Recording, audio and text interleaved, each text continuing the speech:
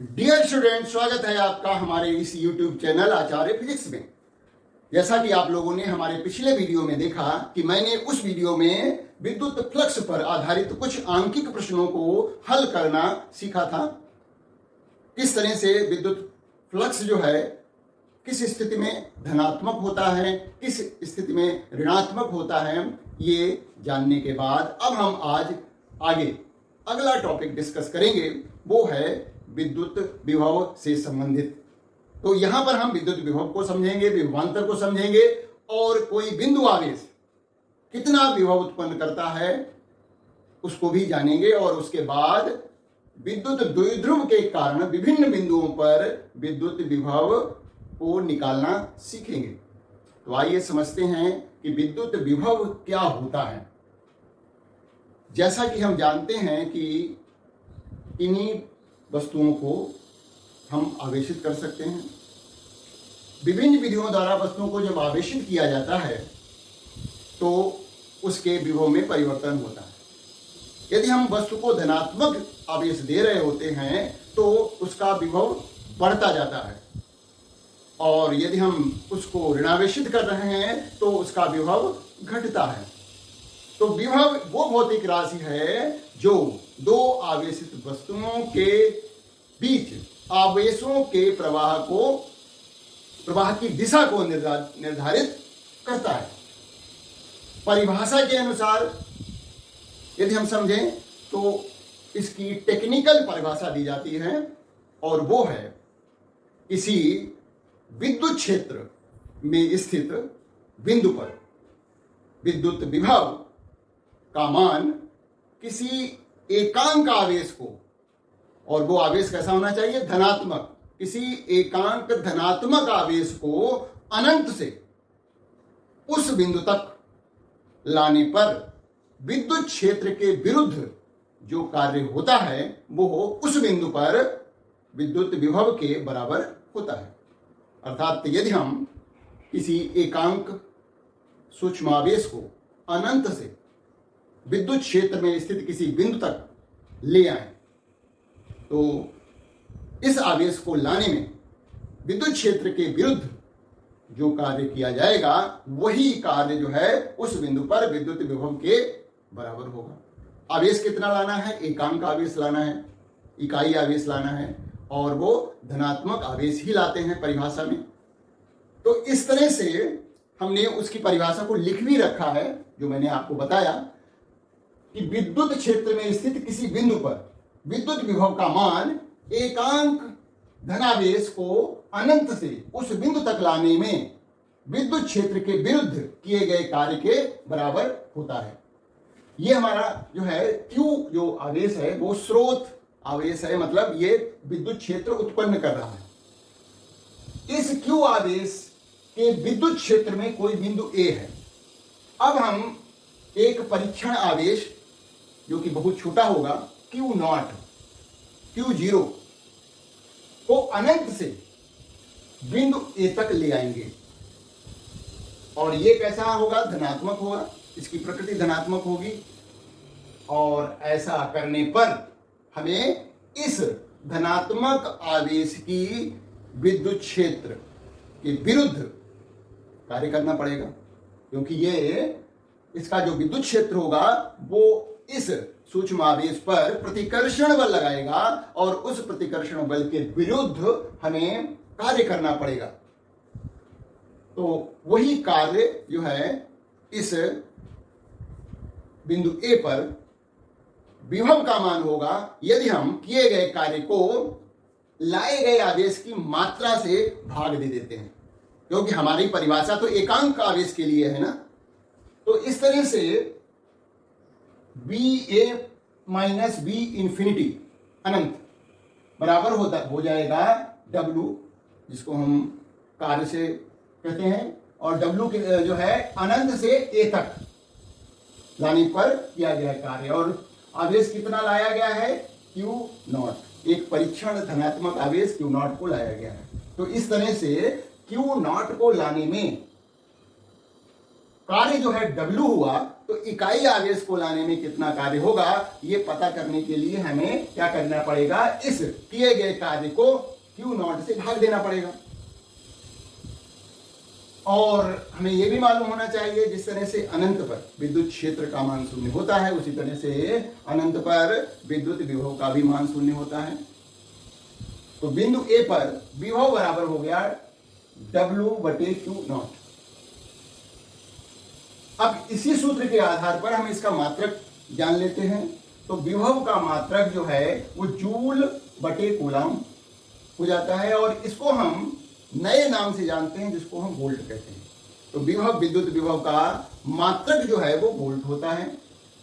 अब यदि हम 1 वोल्ट की जो है परिभाषा लिखना चाहें, तो इसी सूत्र के आधार पर हम मान लें कि इकाई Q0 का मान 1 है, मतलब इकाई है, और जो कार्य हो रहा है वो भी इकाई यानी 1 जूल हो रहा है।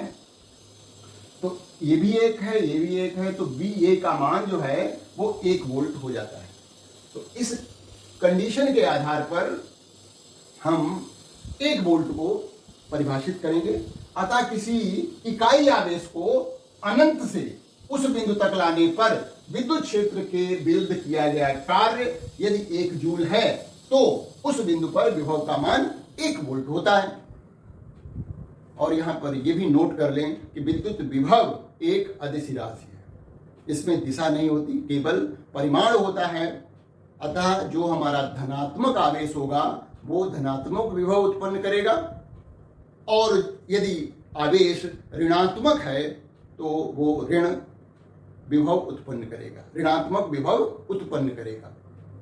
तो जब भी हम विभव निकालेंगे, यदि हमारे पास आवेश धनात्मक होगा तो हम विभव को धनात्मक लेंगे, और यदि आवेश ऋणात्मक है तो उसके विभव को हम ऋणात्मक लेंगे।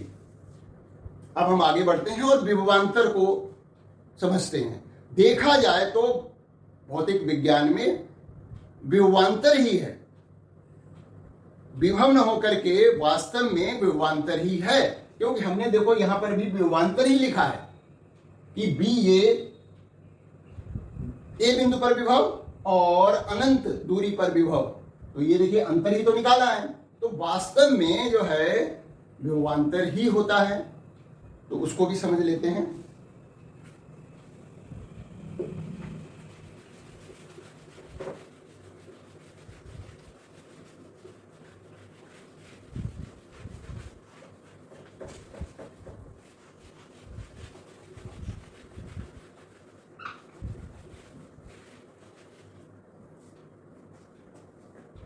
विभवांतर,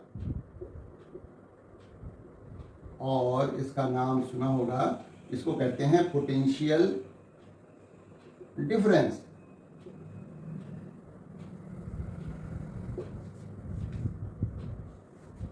विद्युत क्षेत्र में जो है हम कोई 2 बिंदु लेते हैं, या ये बिंदु B है, ये A है।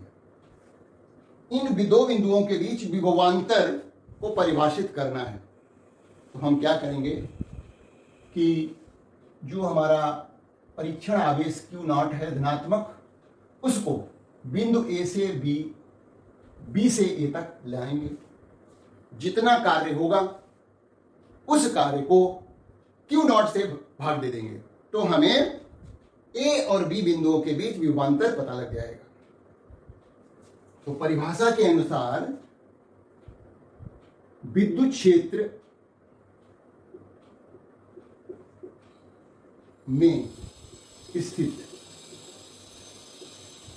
2 बिंदुओं के बीच विभवांतर का मान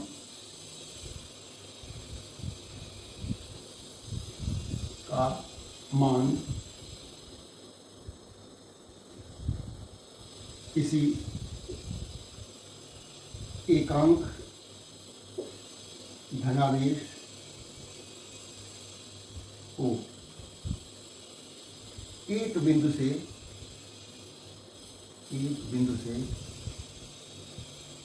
दूसरे बिंदु तक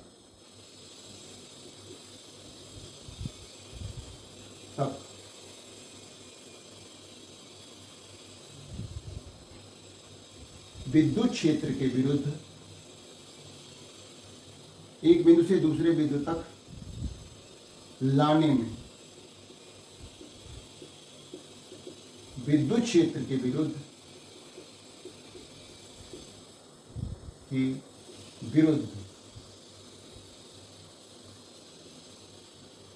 किए गए कार्य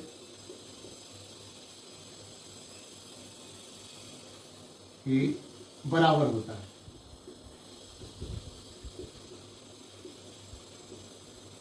विद्युत क्षेत्र में स्थित दो बिंदुओं के बीच विभवांतर का मान किसी एकांक धनावेश को एक बिंदु से दूसरे बिंदु तक लाने में विद्युत क्षेत्र के विरुद्ध किए गए कार्य के बराबर होता है।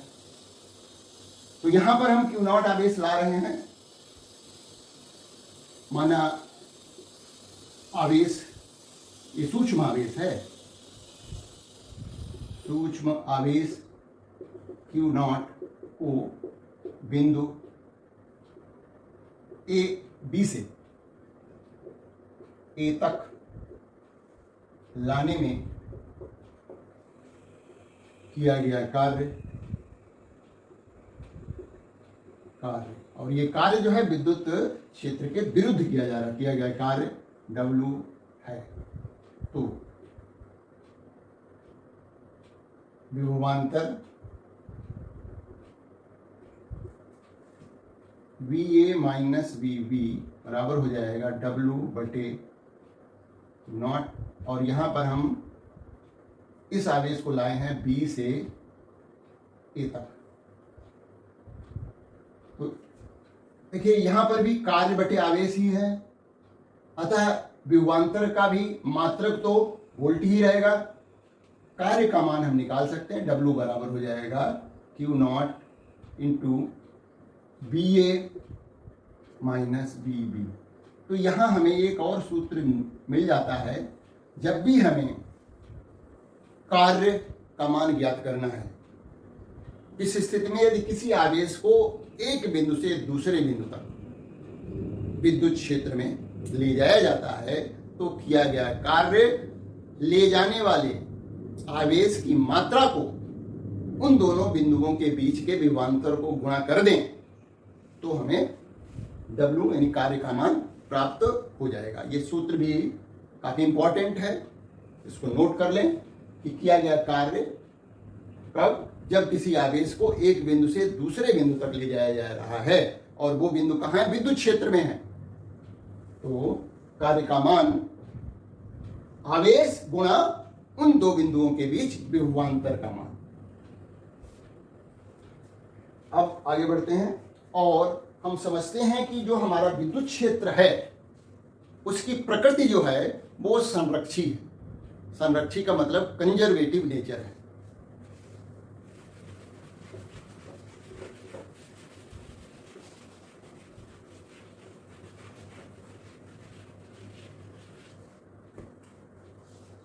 विद्युत क्षेत्र की संरक्षी प्रकृति यानी conservative nature of electric field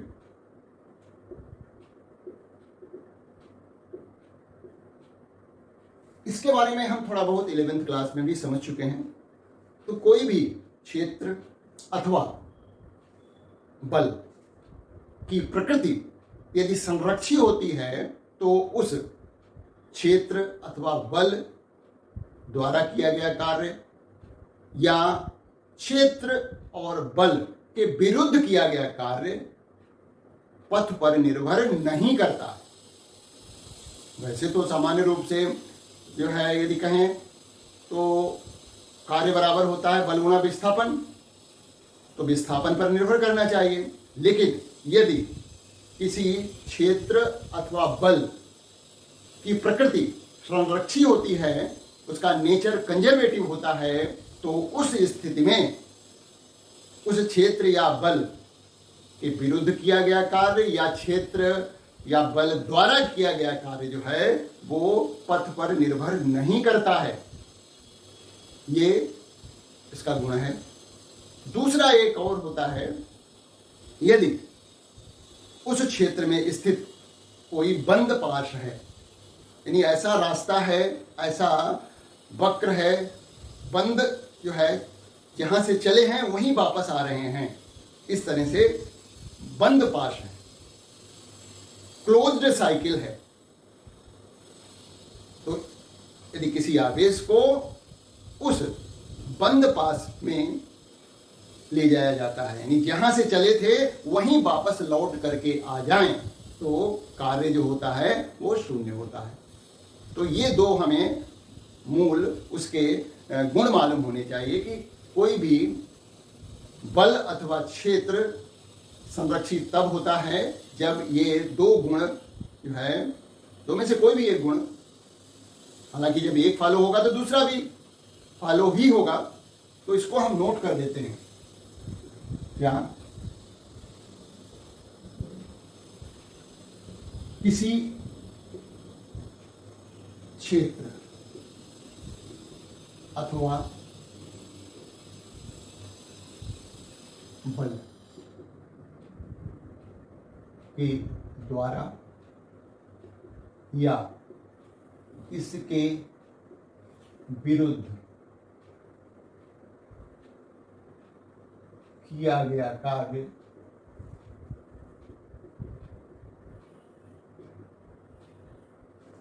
यदि पथ पर निर्भर नहीं करता तो उस क्षेत्र या बल की प्रकृति संरक्षी होती है या संरक्षी कही जाती है। दूसरा, किसी संरक्षी क्षेत्र या बल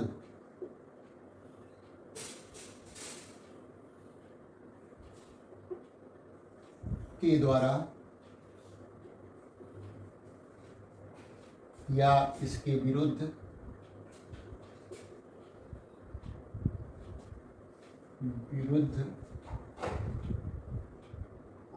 किसी बंद पाश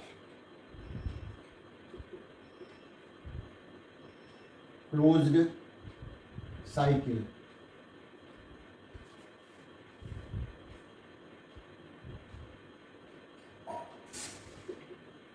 पास में किया गया कार्य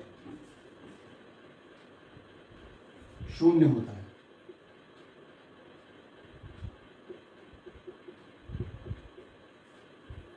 तो जो हमारा इलेक्ट्रोस्टैटिक इलेक्ट्रिक फील्ड है, स्थिर विद्युत क्षेत्र जो है, उसकी प्रकृति जो है संरक्षी है। उसी तरह से जो हमारा इलेक्ट्रोस्टैटिक फोर्स है, स्थिर विद्युत बल है, उसकी भी प्रकृति संरक्षी है। इसी तरह से 11वीं क्लास में जो हमने ग्रेविटेशनल फील्ड पढ़ी थी या ग्रेविटेशनल फोर्स पढ़ा था, उसकी भी प्रकृति संरक्षी होती है। ये उदाहरण के रूप में हम याद कर सकते हैं। तो यहाँ जो बताया जा रहा है वो ये है कि जैसे मान लिया ये दो बिंदु हैं ए और बी, किसी आवेश Q को हम ए से बी ले जा रहे हैं, ये पथ जो है वो सी है, और दोबारा जो है उसको वापस ला रहे हैं दूसरे पथ डी से। ये दोनों बिंदु कहाँ हैं? विद्युत क्षेत्र में स्थित हैं। तो ए से बी जब हम इस आवेश को ले गए तो कार्य निकालते हैं। बिंदु आवेश Q को बिंदु ए से बी तक ले जाने पर, और कौन सा पथ चुनना है? पथ सी से किया गया कार्य देखिए, अभी हमने जो सूत्र बताया था उसी का उपयोग करेंगे। W1 बराबर हो जाएगा आवेश जो ले गए हैं गुणा ए और बी के बीच का विभवांतर BB माइनस BA। ये हो गया हमारा ए से बी तक ले जाने में किया गया कार्य। अब हम आवेश को वापस लाते हैं, ए पर पुनः वापस ले आते हैं। आवेश Q को B बिंदु B से ए तक लाने पर, और ये पथ D द्वारा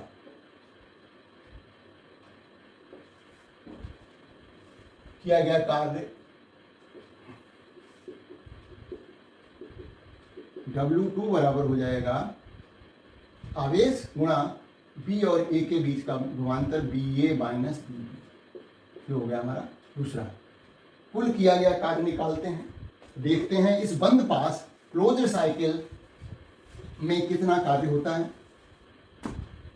तो कुल कार्य कितना हो जाएगा, कुल कार्य बराबर हो जाएगा W1 प्लस W2 बराबर Q into BB minus BA plus Q into BA minus BB। तो जब हम इसको ब्रैकेट खोलेंगे Q कॉमन हो जाएगा और BB minus BA plus BA minus BB। तो देखिए BB से BB कट गया, BA से BA कट गया, तो Q गुणा 0 यानी W बराबर हो गया 0। तो इस तरह से किसी भी संरक्षी क्षेत्र या संरक्षी बल के विरुद्ध या उसके द्वारा किया गया कार्य किसी बंद पथ के लिए शून्य होता है। अब हम किसी बिंदु आवेश के कारण विद्युत विभव निकालना सीखेंगे।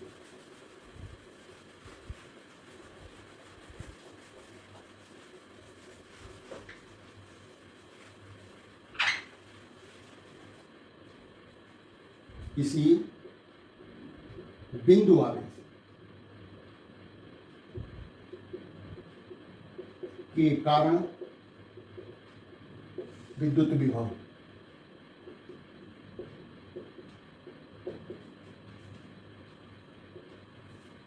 Electric potential due to a point charge.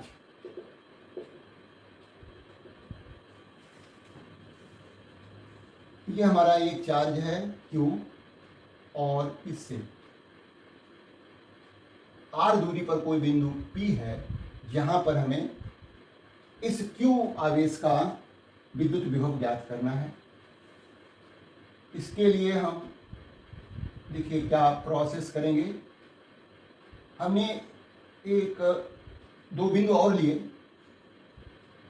ये बिंदु A है, ये B है, और ये AB दो बिंदुओं के बीच की दूरी जो है, छोटी दूरी, सूक्ष्म दूरी हमने dx ली है, और इस बिंदु B तक की दूरी हमने x ले ली है।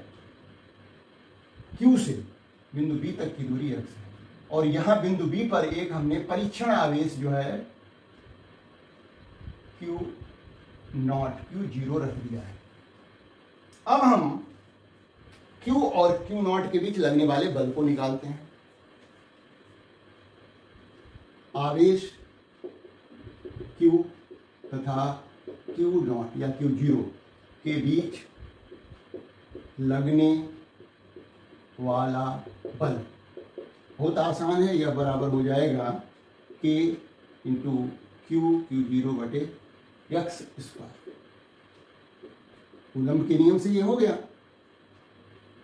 अब हम इस Q0 आवेश को बिंदु B से A तक लाएंगे, तो कितना कार्य है उसको देखेंगे। आवेश, ये परीक्षण आवेश सूक्ष्म आवेश है Q0 O, बिंदु B से A तक लाने में किया गया कार्य।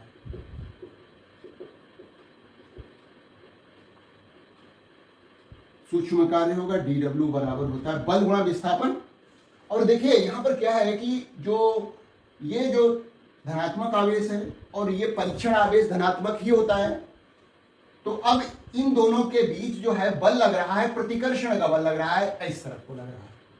ये जो हमारा आवेश है वो इस परीक्षण आवेश को प्रतिकर्षित कर रहा है और हम इसको इस दिशा में विस्थापित कर रहे हैं। तो ये जो कोण है वो 180 डिग्री का है विस्थापन और बल के बीच। तो कार्य बराबर होता है F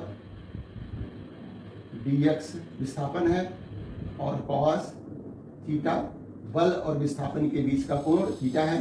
तो इस तरह से F dx cos 180 डिग्री, तो dw का मान हो गया cos 180 डिग्री -1 होता है, तो -1, तो ये हो जाएगा F dx।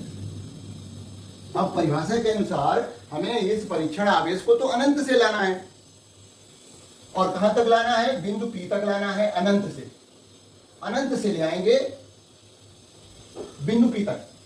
तो जो कार्य किया जाएगा उसी के आधार पर हम बिंदु P पर विभव ज्ञात करेंगे।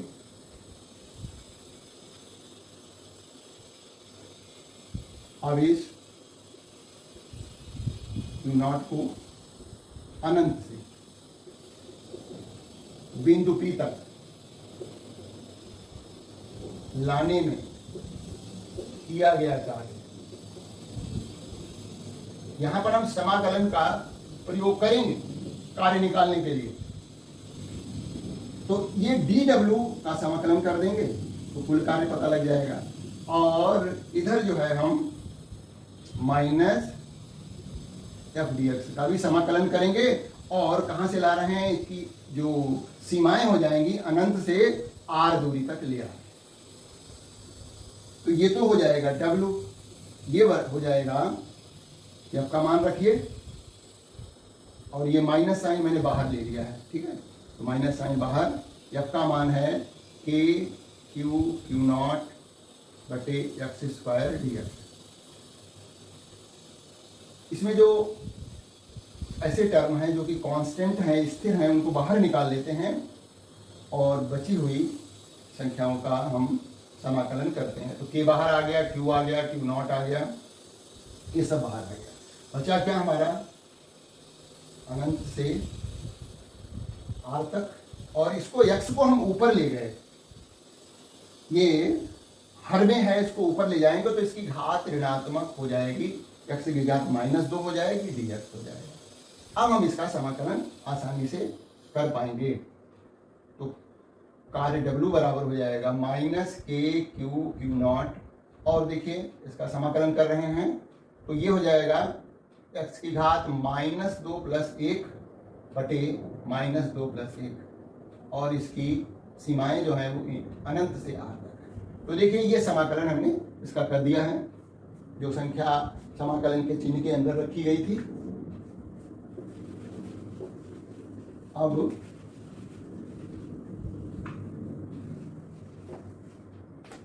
W बराबर हो गया -k q0, और देखिए ये अंदर जो बच रहा है वो आ रहा है x की घात -1 बटे -1, और ये है हमारा अनंत r। तो -1 बाहर आ जाएगा तो ये प्लस का हो जाएगा, ये k q0, और ये x की घात -1 है, ये इसको हम लिखेंगे 1/x।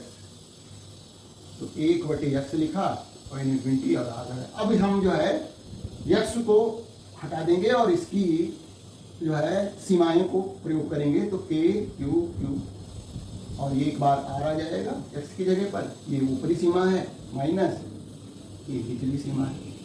1/अनंत का मान 0 होता है, 1/अनंत बराबर 0 है।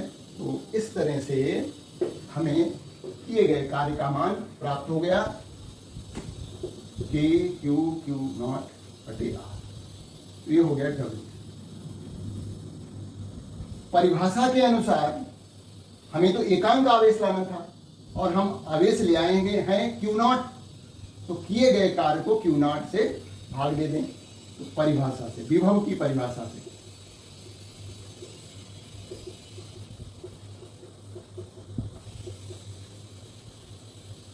B बराबर हो जाएगा W बटे नॉट। B बराबर हो गया, W का मान है K, Q नॉट बटे R इंटू Q नॉट, ये कट गया, तो विभव B बराबर हो गया K Q बटे R। K का मान रख दें, K बराबर होता है 1/4 पाई एप्सिलॉन नॉट, जब ये आवेश वायु में या निर्वात में रखा है, तो B बराबर हो गया 1/4 पाई एप्सिलॉन नॉट Q बटे R। ये हमारा फाइनल फार्मूला आ जाता है। अब इसका हम ग्राफ भी खींच लेते हैं, देख लेते हैं। देखिए ग्राफ जो है दूरी के साथ विभव कैसे बदल रहा है। B प्रोपोर्शनल है, अनुक्रमानुपाती है, या कहें R के ये व्युत्क्रमानुपाती है। दूरी जो है विभव दूरी के व्युत्क्रमानुपाती है। समानुपाती कहेंगे तब तो 1/r को कहेंगे। विभव जो है 1/r के समानुपाती है, R जो है के दूरी के व्युत्क्रमानुपाती है। इसका जब हम ग्राफ खींचते हैं तो देखिए इस तरह का ग्राफ आता है, इसको याद रखेंगे। B को हमने इधर लिया, R को इधर लिया, तो ये इस तरह से ग्राफ आ जाता है। और B और R के बीच यदि ग्राफ खींचेंगे तो एक सीधी रेखा आएगी, है ना। यदि हम ये ग्राफ ऐसे खींचे, V और यहाँ पर रखें 1/r, ये सीधी रेखा, ये ग्राफ ज्यादा इंपॉर्टेंट है। ये भी है, ठीक है, इसको भी देख लें। अब हम किसी विद्युत द्विध्रुव के कारण जो है विद्युत विभव ज्ञात करेंगे, और हमें यहाँ पता लग रहा है कि जो धनात्मक आवेश जो होगा वो धनात्मक विभव उत्पन्न करेगा, और ऋणात्मक जो है आवेश ऋणात्मक विभव उत्पन्न करेगा, है ना। तो उसके हिसाब से यदि मान लिया हमारा ये धनावेश है, इसके बिंदु A और B लिए गए हैं, ऋण आवेश से भी बिंदु A और B लिए गए हैं, तो यहाँ पर इस केस में BA का मान बड़ा होगा BB से, और इस केस में BA छोटा होगा BB से, क्योंकि ये एक अदिश राशि है। तो मान जो है ऋणात्मक मान जो है यहाँ पर निकालेंगे, तो क्योंकि दूरी कम है बिंदु A, तो जो संख्या आएगी और यहाँ पर जो संख्या आएगी उसका तुलना करें, यहाँ ऋणात्मक मान आएगा, यहाँ धनात्मक मान आएगा। तो धनात्मक मान और ऋणात्मक मान की तुलना करेंगे तो उसके हिसाब से ये हमें परिस्थितियां प्राप्त होंगी। चलिए अब हम किसी विद्युत द्विध्रुव के कारण विद्युत विभव ज्ञात करते हैं।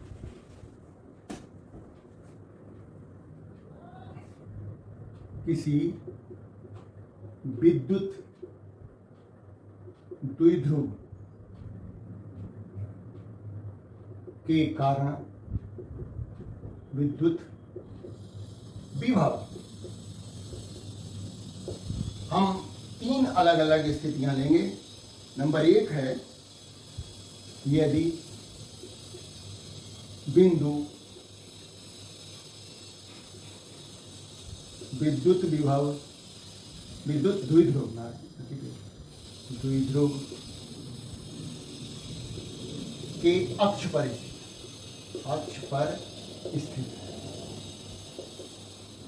पहले देखिए यहाँ पर एक हमने द्विध्रुव लिया, ए बिंदु बी बिंदु, और इनके दोनों आवेशों के बीच की दूरी 2a लेते हैं, इससे पहले भी ली थी, ये हो गया 2a। इसके मध्य बिंदु से इसके अक्ष पर कोई बिंदु C है, तो C तक की, इसके AB के मध्य बिंदु से C तक की दूरी जो है हमने R ली है। अब हम क्या करेंगे, इस धनावेश के कारण बिंदु C पर विद्युत विभव निकालेंगे और इस ऋणावेश के कारण निकालेंगे और दोनों को योग कर लेंगे, टोटल कर देंगे, तो पता लग जाएगा आवेश प्लस Q के कारण बिंदु C पर विभव। अभी जो सूत्र निकाला था उसी का सूत्र का प्रयोग करते हुए V1 बराबर हो जाएगा 1/4πε0 क्यू बटे इस आवेश प्लस क्यू और सी के बीच की दूरी जो हो जाएगी, ये आर है, इसमें से ए घट जाएगा तो ये आर माइनस ए हो जाएगी, ये दूरी तो आर माइनस ए धनात्मक होगा इसका मान। आवेश माइनस क्यू के कारण बिंदु सी पर विभव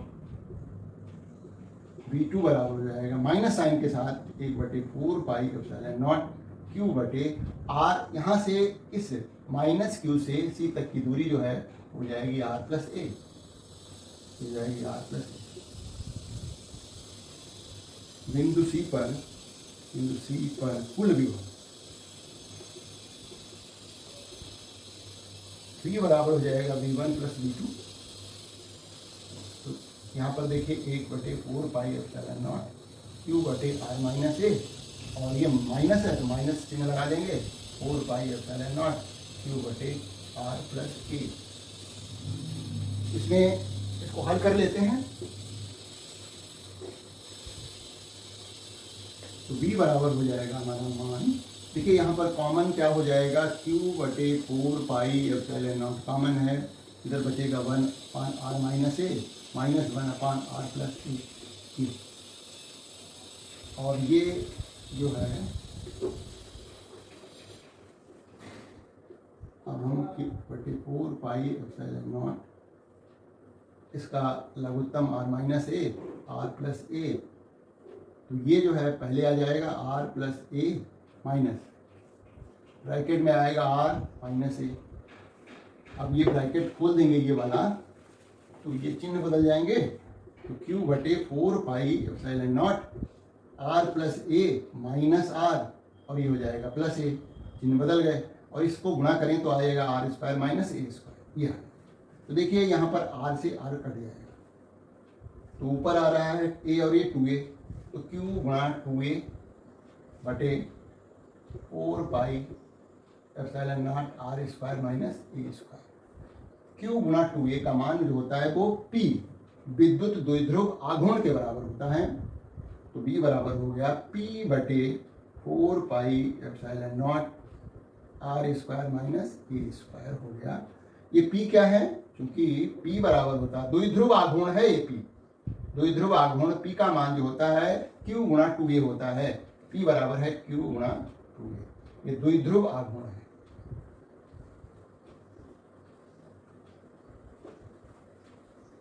एक तो सूत्र हमारा यही हो, यदि हम इसको जो है थोड़ा ये ध्यान दें कि r और a, देखिए r जो है काफी दूर है, दूरी जो है इन दोनों आवेशों के बीच की दूरी की तुलना में r काफी बड़ा है, अतः जो है हम a² को छोड़ देंगे, क्योंकि r बड़ा है a से, इसलिए r जो स्क्वायर बहुत बड़ा होगा a² से, अतः हम a² को छोड़ने पर v बराबर हो जाएगा p बटे 4πε0 r²। किसी विद्युत द्विध्रुव के अक्ष पर विभव का मान इतना होता है, तो उस द्विध्रुव के मध्य बिंदु से r दूरी पर विद्युत विभव का मान इतना होता है, और यहाँ पर बिंदु अक्षीय रेखा पर स्थित है। अब दूसरा बिंदु लेते हैं जो कि इस द्विध्रुव की निरक्षीय रेखा पर स्थित होगा।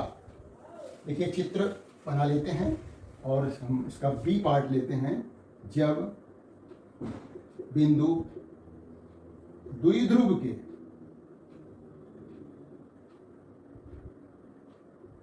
की निरक्षीय रेखा पर है, निरक्षीय रेखा पर स्थित है,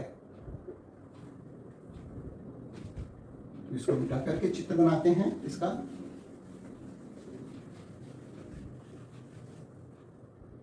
ये हमारा विद्युत द्विध्रुव हो गया ए बी, ये इसकी निरक्षीय रेखा हो गई, ये बिंदु सी यहाँ पर है, आर दूरी पर है। देखिए इसका मान जो है, दूरी का मान जो हो जाएगा, ये 2a है पूरा, ये a है आधा, इधर भी आधा a है, तो ये हो जाएगा वर्गमूल r² प्लस a²। ठीक उसी तरह से इसका मान भी वर्गमूल R square plus A square. तो बिंदु सी पर आवेश प्लस क्यू के कारण विद्युत विभव V1 बराबर हो जाएगा बटे 4 पाई एप्सिलॉन नॉट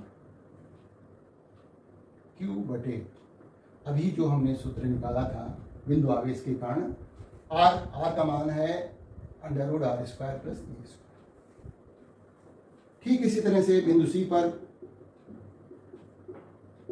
आवेश माइनस क्यू के कारण विभव V2 बराबर हो जाएगा 1/4 पाई एप्सिलॉन नॉट क्यू बटे under root R square plus A square, और इसका मान जो होगा ऋणात्मक होगा। देखिए दोनों मान एकदम जो है बराबर आए हैं, लेकिन ये माइनस साइन के साथ है और ये प्लस साइन के साथ है, अतः इनको जोड़ेंगे तो शून्य आ जाएगा। कुल विभव कितना हो जाएगा, V बराबर हो जाएगा V1 प्लस V2। तो V1 और V2 को जोड़ दीजिए, 1/4 पाई एप्सिलॉन नॉट क्यू बटे वर्गमूल R square plus A square और minus 1/4 pi epsilon naught Q बटे R square plus A square under root. तो इस तरह से दोनों मान बराबर होने की वजह से ये कट जाते हैं और कुल विभव बिंदु सी पर जो कि निरक्षीय रेखा पर स्थित है V बराबर 0 हो जाता है। तो निरक्षीय रेखा पर जो है जो बिंदु सी लिया गया है उस पर विद्युत विभव का मान 0 है, जबकि किसी द्विध्रुव के कारण निरक्षीय रेखा पर स्थित बिंदु पर विद्युत क्षेत्र की तीव्रता 0 नहीं आई थी। विद्युत विभव 0 है यहाँ पर सी बिंदु पर, जबकि विद्युत क्षेत्र की तीव्रता 0 नहीं है। इस बात को भी हम माइंड में रखें। अब तीसरा पॉइंट लेते हैं इसका, जब बिंदु जो है इस द्विध्रुव से कहीं पर भी रखा हो, मतलब वो न तो अक्षीय रेखा पर लेंगे अब इस बार और न ही निरक्षीय रेखा पर लेंगे, एक जनरल बिंदु लेंगे, सी पार्ट है। जब या कहें विद्युत द्विध्रुव के निकट किसी बिंदु सी, क्योंकि आर का मान थीटा है, पर विद्युत विभव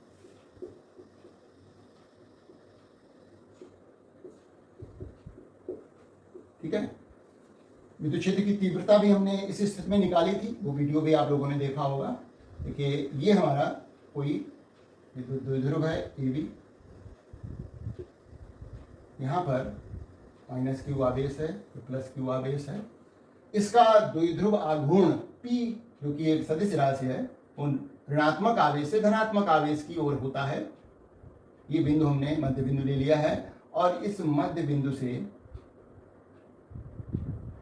हमने उस बिंदु को मिलाया जहाँ पर विद्युत क्षेत्र विद्युत विभव ज्ञात करना है। सी बिंदु है, ये कोण थीटा है, दूरी इसकी आर है, ये ओसी बिंदु। जैसा कि विद्युत क्षेत्र निकालने में करते थे उसी तरह से विद्युत द्विध्रुव AB के द्विध्रुव आघूर्ण P को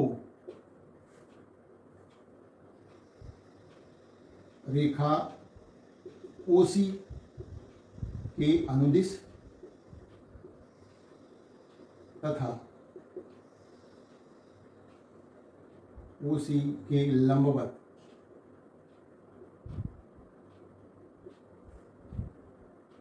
वियोजित करने पर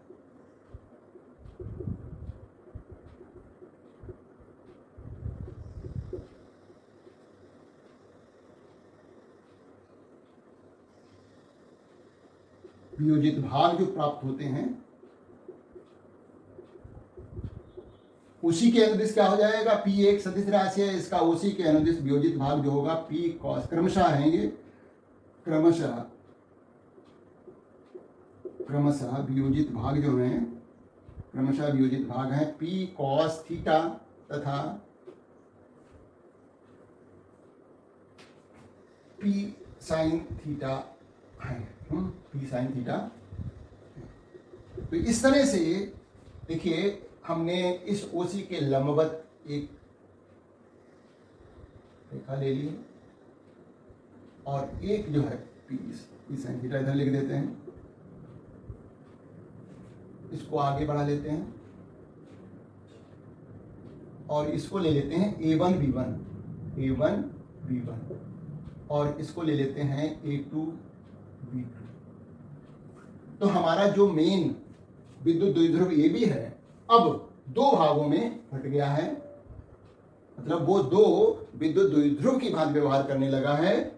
एक तो A1 B1 है जिसका द्विध्रुव आघूर्ण P cos थीटा है और दूसरा विद्युत द्विध्रुव A2 B2 है जिसका कि द्विध्रुव आघूर्ण P sin थीटा है। तो इस तरफ इसका कंपोनेंट जो है P का वियोजित भाग है P cos थीटा और इस तरफ जो है वो P sin थीटा है। तो ये P के दो जो है आयताकार घटक हो गए हैं। अतः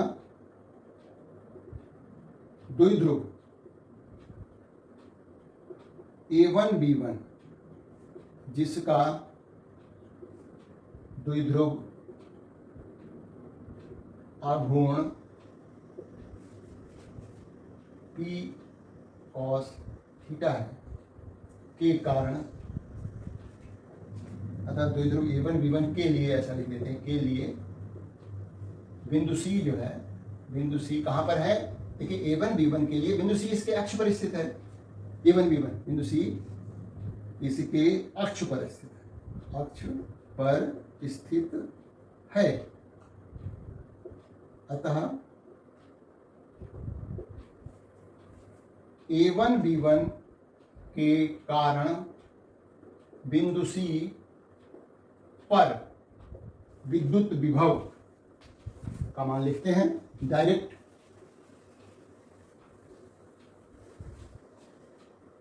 C पर विद्युत विभव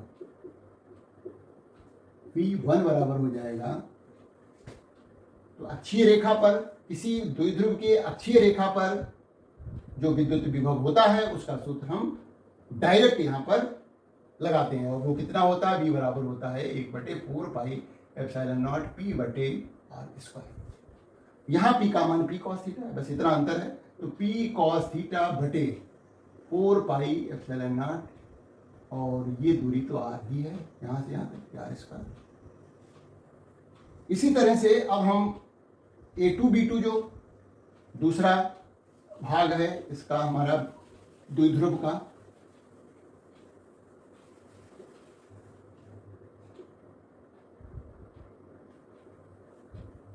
द्विध्रुव A2 B2 जिसका द्विध्रुव आघूर्ण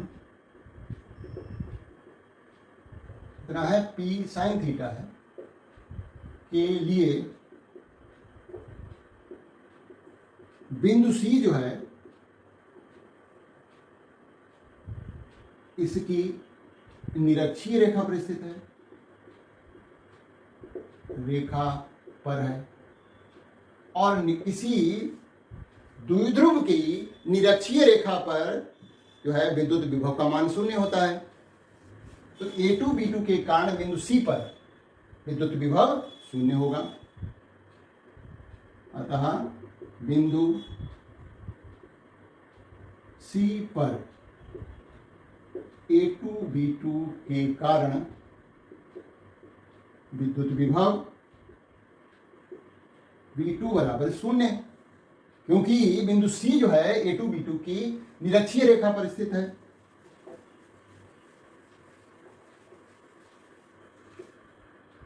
अतः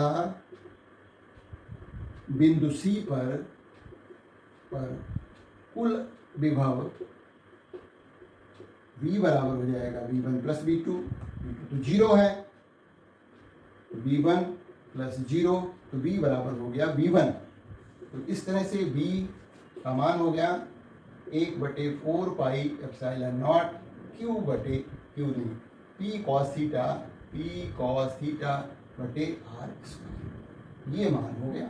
इस सूत्र की सहायता से हम इसके ए बी के अक्ष पर भी b का मान ज्ञात कर सकते हैं, क्योंकि यदि हम बिंदु अक्ष पर लेंगे तो ये थीटा 0 हो जाएगा, cos 0 1 होता है। तो इस तरह से हमें b बराबर 4 पाई एप्सिलॉन नॉट p बटे r स्क्वायर प्राप्त हो जाएगा।